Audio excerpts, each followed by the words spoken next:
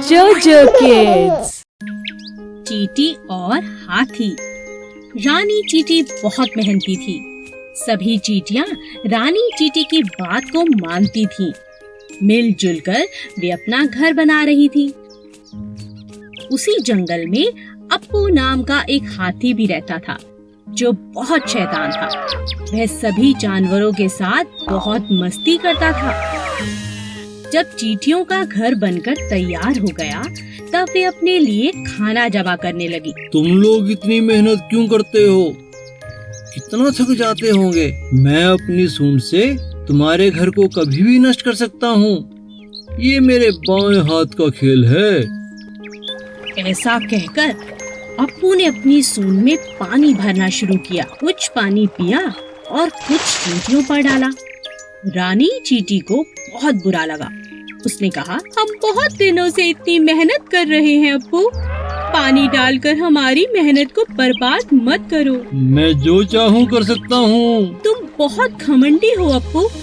हम सभी जानवरों को मिलजुल कर जंगल में रहना चाहिए। हम सब एक दूसरे के काम आ सकते हैं। तुम इतनी छोटी चींटी, तुम मेरी कोई मदद नहीं कर सकती। कुछ दिनों बाद जंगल में एक शिकारी आया। उसने अप्पू को पकड़ने के लिए जाल फैलाया और अप्पू उस जाल में फंस गया। तभी रानी चींटी की नजर शिकारी पर पड़ी। उसने अप्पू हाथी की जान बचाने की सोची। वह अप्पू के पास गई और बोली, अप्पू दोस्त, घबराओ नहीं। मेरा दोस्त चूहा तुम्हारा जाल काट देगा और इस शिकारी को तो मैं मजा चखाती हूँ। सभी चींटियां शिकारी के पास गईं और उसे जगह जगह काटने लगी। शिकारी डर से तिलमिला उठा और जंगल छोड़कर भाग गया। चूहे ने अप्पू का जाल काट दिया। अप्पू ने चींटियों से माफी मांगी और कहा, मुझे माफ कर दो चींटी रानी, हम सबको मिलजुल कर रहना चाहिए। आज से मैं भी तुम्हारा दोस्त हूँ। एक घने जंगल में एक पेड़ पर कालू कौवा अपना घोंसला बनाकर रहता था। उसी पेड़ के नीचे एक सांप का बिल था। एक दिन कालू जब भोजन की तलाश में गया, तो पीछे से सांप ने उसके अंडों को खा लिया। जब कौवा वापस अपने घोंसले में आया, तो अपने बच्चों को ना पाकर बहुत उदास हो गया। कौवे को सांप पर शक भी हुआ और उसने फिर सांप से पूछा, भाई सांप, क्या तुमने किसी को मेरे घोंसले की तरफ आते देखा? किसी ने मेरे अंडों को खा लिया है? नहीं नहीं, मैंने किसी को नहीं देखा। मुझे नहीं पता तुम्हारे अंडे किसने खाए। कुछ समय बाद फिर से ऐसा ही हुआ, पर इस बार कौवे ने सांप को अपने अंडे खाते हुए पकड़ लिया। अच्छा, अब समझ आया, तुम ही मेरे अंडों को खा जाते हो। मुझे तुम पर पहले ही शक था।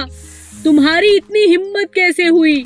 मेरे अंडों को खा गए। मुझे भूख लगी थी, इसीलिए मैंने तुम्हारे अंडों को खा लिया। तुम मेरा कुछ नहीं बिगाड़ सकते। इतना कहकर सांप अपने बिल में चला गया।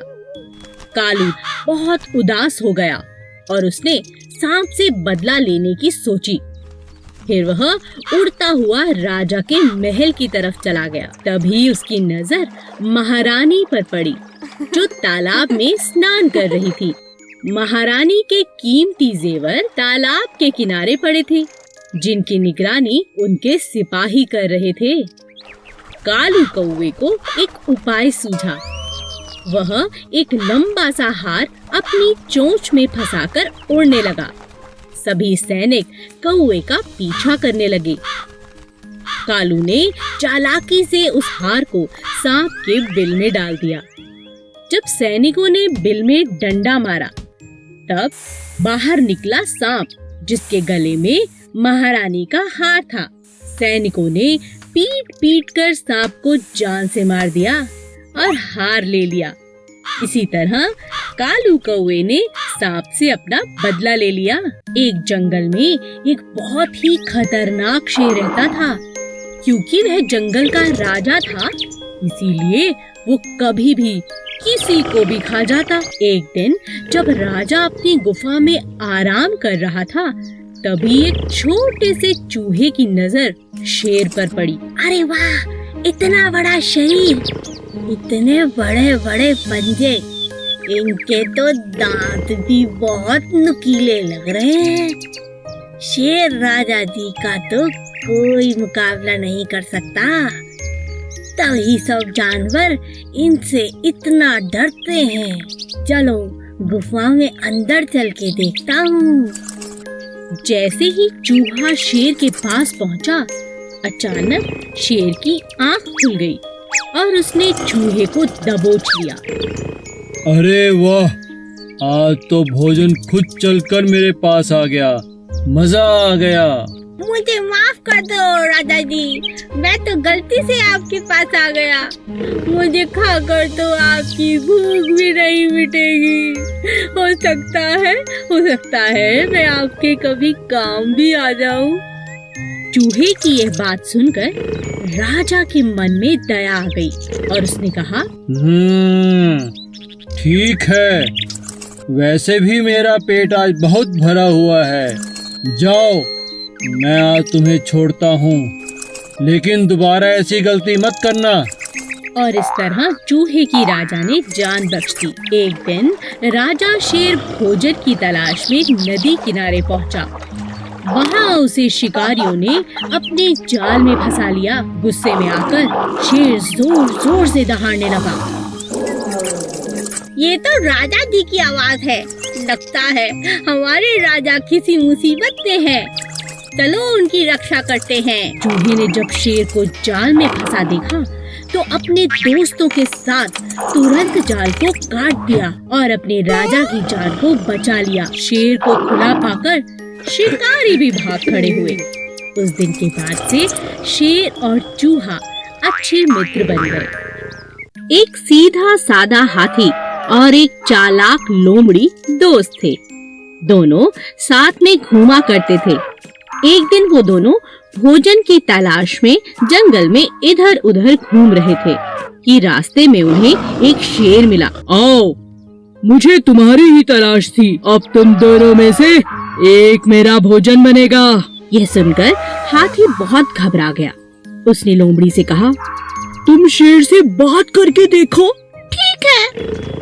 शेर भाई, जरा मेरी बात तो सुनो। आपके कान में कुछ कहना है। कहो। शेर भाई, आप तो मेरे भाई हैं। मैं तो आपकी सब बातें मानती हूँ। मुझे खाकर आपका कोई फायदा नहीं। आपका पेट भी नहीं भरेगा। सच कह रही हूँ। इसीलिए एक आपको उपाय बताती हूँ। आपको हाथी को ही खाना पड़ेगा, तभी जाके आपका पेट भरेगा।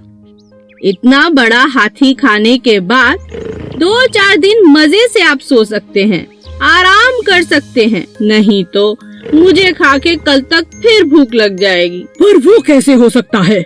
मैं तुम दोनों को खाऊंगा। अरे नहीं, आप मेरी बात मानो। आपको बस मेरे साथ मिलकर हाथी को गड्ढे में गिराना होगा। फिर दोनों ने मिलकर हाथी को गड्ढे में गिरा दिया। अब शेर खुश था कि उसका शिकार कब्जे में है।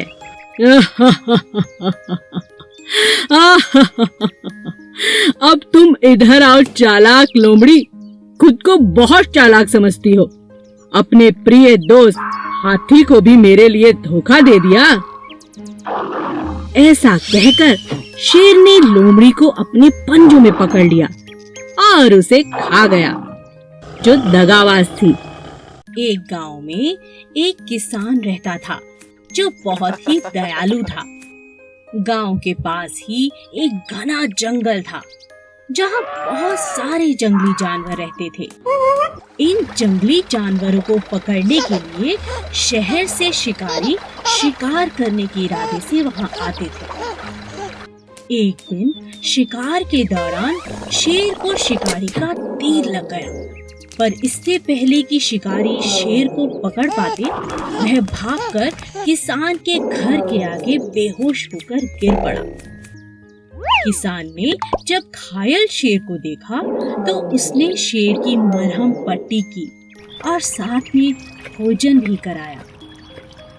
कुछ दिन बाद जब शिकारी दोबारा जंगल में आए तो वह उसी शेर को पकड़ने में कामयाब हो गए। हमें शहर तक पहुंचने में 2 दिन लग जाएंगे। शेर तो मांसाहारी होता है, क्यों ना इसे जंगल से कुछ शिकार करके खिला दें।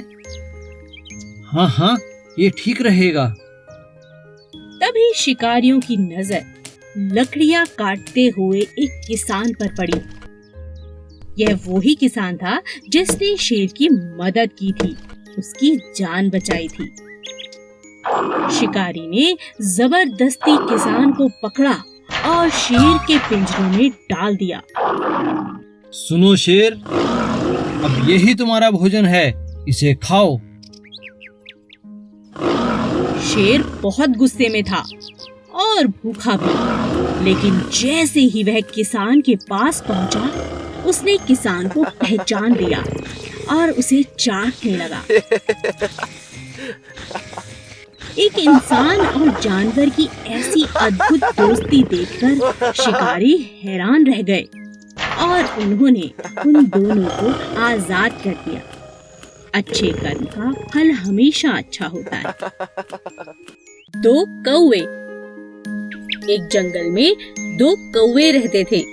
एक था कालू और दूसरे का नाम था भोलू। दोनों मिलजुल कर साथ साथ रहते थे, लेकिन उनमें से कालू बहुत चालाक और हट्टा कट्टा था और बेचारा भोलू जैसा नाम वैसा ही सीधा और सादा था। एक दिन कालू और भोलू में बहस हो गई। मैं तुमसे ज्यादा हट्टा कट्टा हूँ, इसलिए मैं तुमसे ताकतवर हूँ। नहीं नहीं, मैं तुमसे ज्यादा ताकतवर हूँ, क्योंकि मैं तुमसे उम्र में बड़ा हूँ और ज्यादा समझदार हूँ। दोनों अपनी अपनी बात पर अड़े रहे। कालू कहता है कि वह ताकतवर है और भोलू कहता है कि वो ताकतवर है। बस ये लड़ाई खत्म होने का नाम ही नहीं ले रही थी। तब दोनों अपने बीच में प्रतियोगिता रखते हैं।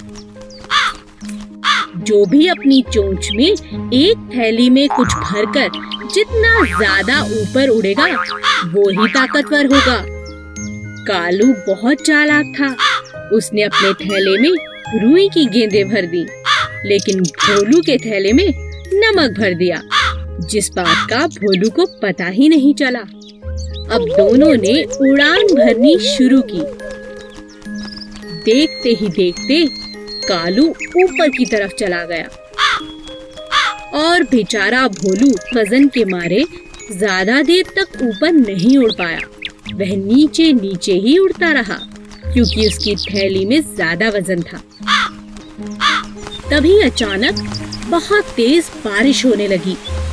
कालू बहुत परेशान हो गया, क्योंकि रुई की गेंदें बारिश के पानी की वजह से भारी हो गई थी, जिसकी वजह से उसका थैला भी भारी हो गया था। उसे उड़ने में बहुत परेशानी होने लगी। लेकिन भोलू को बारिश अच्छी लगने लगी, क्योंकि बारिश के कारण उसका थैला अब हल्का हो गया था, क्योंकि बारिश के कारण उसके थैले में रखा नमक घुलने लगा था। अब भोलू ऊपर उड़ने लगा और उसने चुनौती भी जीत ली। हमें किसी को धोखा नहीं देना चाहिए। आलसी तोता। एक पेड़ पर 2 तोते रहते थे, किट्टू और मिट्ठू। एक बहुत आलसी और दूसरा बहुत ही समझदार था। एक दिन समझदार तोते ने देखा कि पेड़ की जड़ से एक बेल निकल गई है, जो पेड़ का सहारा लेकर चढ़ती जा रही है। अरे देखो, हमारे पेड़ पर एक बेल ऊपर की तरफ आ रही है। चलो मिलकर इसे काट दें। मुझे तुम्हारी सहायता चाहिए दोस्त। मैं अकेले इस बेल को नहीं काट सकता। आज तो मैं बहुत थका हुआ हूँ, हम कल काट लेंगे। ठीक है दोस्त, पर हम कल इसे जरूर काट लेंगे। अगले दिन फिर से तोते ने मिट्ठू को आवाज लगाई। मिट्ठू मिट्ठू देखो, बेल तो दिन प्रतिदिन लंबी होती जा रही है। आओ इसे काट दें। कहीं शिकारी आ गए तो इसके सहारे हमारे बच्चों तक पहुंच जाएंगे। तुम्हें इतनी जल्दी क्या है, कर लेंगे।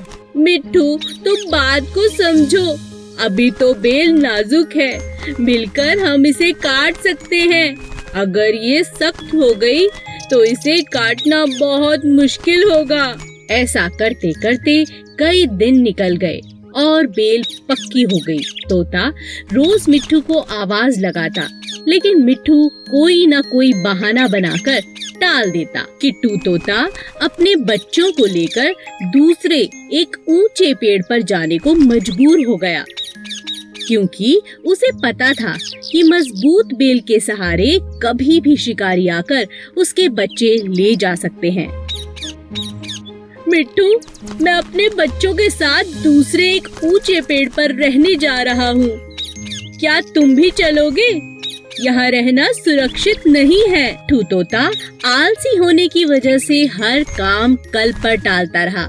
इसी तरह एक दिन जब शिकारियों की नजर मिट्ठू के बच्चों पर पड़ी, तो उन्होंने मजबूत बेल पर चढ़कर मिट्ठू के बच्चों को उठा लिया। अंत में मिट्ठू को अपने आलसीपन के कारण बहुत पछताना पड़ा। Please subscribe.